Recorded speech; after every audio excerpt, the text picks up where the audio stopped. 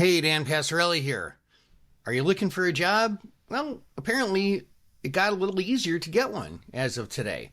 The JOLTS job openings came out this morning, and there were more job openings than forecasted, and job quits came out too, and there were fewer people quitting their job.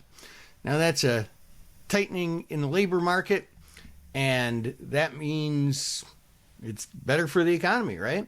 And when it's better for the economy, that makes the Fed less likely to want to cut interest rates. And it makes it more potentially inflationary. See how all this stuff sort of balances out and it affects the other one? Well, yeah, macroeconomics. It's kind of fun stuff if you're a nerd like me. Now, speaking of jobs, tomorrow we're going to have the ADP employment change. That's more jobs data. We're also going to get the Beige Book, which is important. But then on Thursday, we get the usual weekly non-farm productivity jobless claims.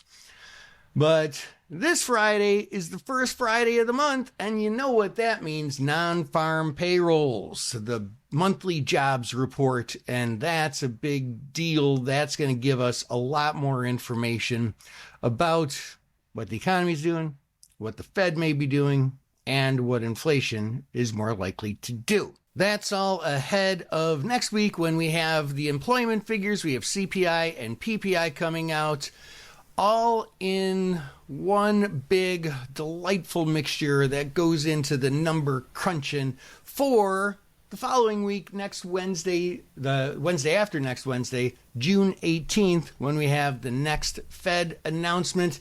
Now, there's just about a 99% chance of the Fed keeping rates unchanged, according to the CME's Fed funds rate contract. But as we know, it's not really about what happens with rates. It's about what they say afterwards.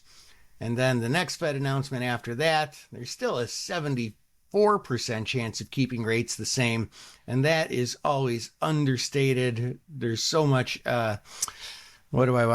optimism towards cutting rates that the rate cuts are always overpriced in. So that's looking like it's going to stay where it is. Outside of that, it's tariffs and news coming out of the White House that's going to keep driving markets. Hope that helps. This is Dan Passarelli, Trade Smart.